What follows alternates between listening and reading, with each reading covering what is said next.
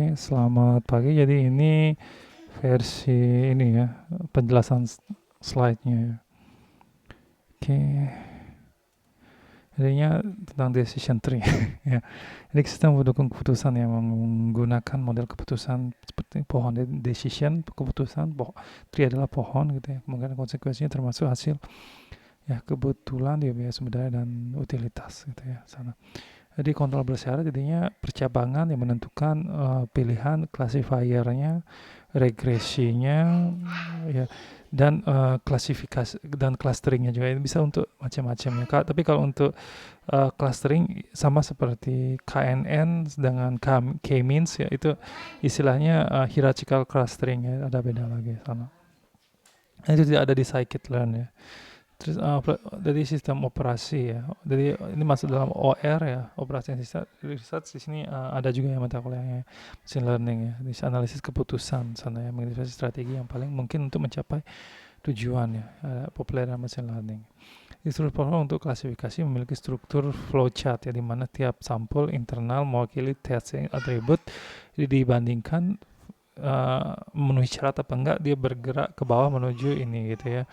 Itu dan juga nanti ada misalnya selain itu gitu ya, ini sama itu ada yang selain itu maka ini gitu ya. Intinya tidak semua ciri dibedah seperti itu misalnya root ya, makin aturan klasifikasi ini sana ya, root dari root ke sampai ke cabang-cabang daunnya gitu ya. Ya, di analisis keputusan visual, jadinya ini outputnya bisa menghasilkan visual, ini sangat baik untuk melakukan interpretasi data. Dipengaruh ya dari masing-masing variabel itu bisa kelihatan di sana ya utilitas yang diharapkan. Ini jenis nodes ya, sana ini ya, intinya ada decision nodes ya, keputusan ya dipakai kuadrat ya. Terus change node kesempatan ya, kesempatan lingkaran, terus end node ya dipakai dengan segitiga ininya itu yang ini ya apa namanya mengarah di keputusannya. Tapi kalau yang grafis scikit-learn tidak menghasilkan ini gitu ya. Misalnya ini yang secara umum dari teorinya.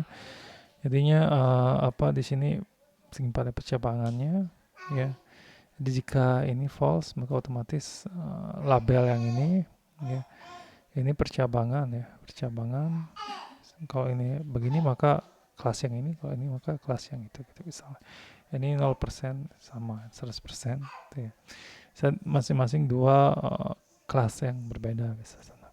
Ya, ini splitting dan converging path ini diambil dari kiri ke kanan ya, pohon keputusan yang memiliki node versus splitting yang percabangan yang tidak ada node sync ya sana converging. Jadi tidak ada mencabang ya. Kalau misalnya di genetic programming ada nanti seperti ya di apa namanya interpretasi untuk fuzzy associational mining juga ada converging itu yang bedanya sana. Karena itu digunakan secara manual, mereka dapat tumbuh secara besar, ya, seringkali sulit menggambarkan sepenuhnya dengan tangan. Kalau misalnya datanya bervariasi banget gitu ya. Decision rule ini pohon keputusan dapat dilinearisasikan menjadi aturan keputusan ya, di mana hasilnya adalah isi ya simpul daun dan kondisi ya di sepanjang jalur untuk konjungsi ya, dalam kuasa if ya sana. Jika kondisi 1 2 3 maka hasil. Ini rule-nya itu bukan kita yang buat tapi dibuat berdasarkan data training yang kita alihkan ya sana. Ini sangat erat kaitan dengan association rule ya, variable target ya sebelah kanan gitu. Selain misalnya gitu ya, intinya hair length gitu ya, misalnya ini ya jika panjangnya ya di atas 5 inci atau di bawah atau kurang dari 5 inci biasanya berat badannya ya apa namanya ini ya.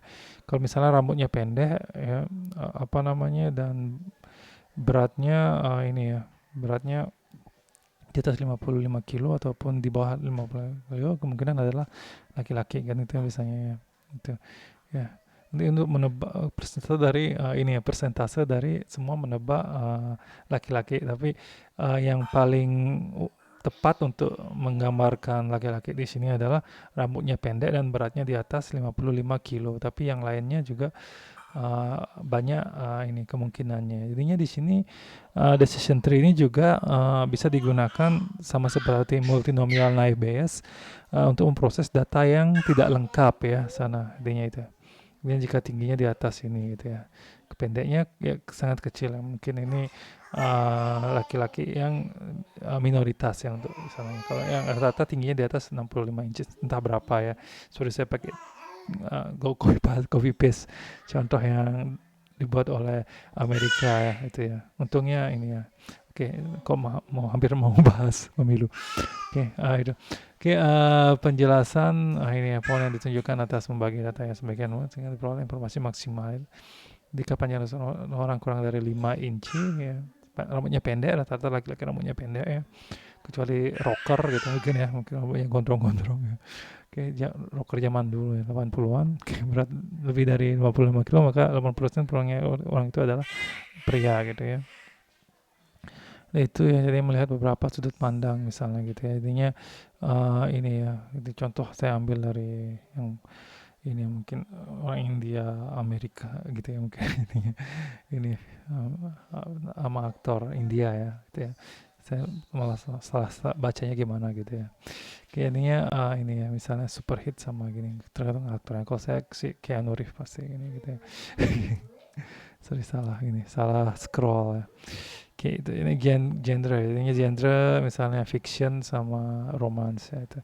Ini kedua ya, berdasarkan genrenya, berdasarkan pemeran utamanya ya. Harus saya edit jangan ini tapi ganti Keanu Reeves sama mungkin siapa ya Christian Bale mungkin gitu siapa kayak seperti itu ya. Oke, di pembagian terbaik dapat bagian jelas. Di sini untuk mengset hits apa enggak ya genre sangat ini ya sangat apa namanya susah membaginya kan gitu ya susah membaginya. Tapi kalau pemeran utama ini ya lebih mudah membaginya. Tapi kenyataannya enggak juga. Misalnya Keanu Reeves banyak filmnya yang enggak laku juga gitu ya. Seperti tapi itu kita cari di pohon keputusan itu bukan menggunakan semua variabel tapi menggunakan variabel yang ini ya variabel yang paling gampang membedakan ya misalnya dalam contoh ini ada lead aktor seperti itu ya. Kelebihannya sederhana untuk dipahami dan ditafsirkan oleh orang yang lihat itu kan kita paham ya memiliki bahkan sedikit data keras ya hard data ya sana jadinya wawasan penting dapat dihasilkan berdasarkan para ahli yang menggambarkan situasi sana ya. Alternatifnya probabilitas dan biaya preferensi untuk hasil gitu sana. Ini termasuk yang lebih berat dibanding yang lain ya. Terus ini ya bisa membantu menentukan nilai terburuk ya terbaik dan diharapkan bagi skenario gunakan model kok ya white box ini yang bisa kita lihat white box. Kalau misalnya JST jaringan saraf tiruan itu arahnya black box banget gitu ya langsung apa hidden layer ya bobot tiba-tiba kelas gitu ya sangat susah menjabarkan makanya dibuat deep learning kan gitu ya berkomunikasikan teknik pengambilan keputusan lainnya gitu. Ini bisa digabungkan dengan yang lainnya untuk nyari akurasi jangan pakai decision tree tapi untuk penjabaran data gunakanlah ini gitu ya seperti itu.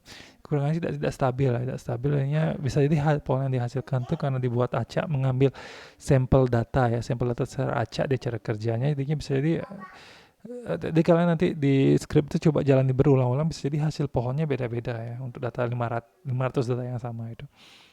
Ini relatif tidak akurat. Ini aku kalau akurasi jangan pakai decision tree tapi untuk interpretasi data gunakanlah ini gitu ya. Untuk data termasuk variabel kategorikal dan jumlah level yang berbeda, perawatan informasi dan perawatan cenderung mendukung atribut tersebut dengan level yang lebih banyak. Jadi untuk kategorikal data justru bagus, tapi untuk perhitungan yang bisa menjadi sangat kompleks, misalnya ini ya distribusi data yang sangat variatif gitu, sangat kurang cocok ya misalnya. Jadinya data misalnya dari 1 sampai 1 juta semuanya ada gitu ya, misalnya range-nya itu sangat kurang. Tapi kalau misalnya data yang sangat gampang dibagi misalnya yang ada 1 sampai 100 habis itu langsung loncat 1000 sampai 2000 habis itu loncat 10.000 sampai 50.000 mungkin cocok gitu. Tapi kalau misalnya benar-benar kontinu dari 1 sampai 1 juta gitu ya itu kurang cocok karena susah sekali membaginya gitu ya di sana itu. Oke, itu penjelasan decision tree. Sekian, terima kasih ya.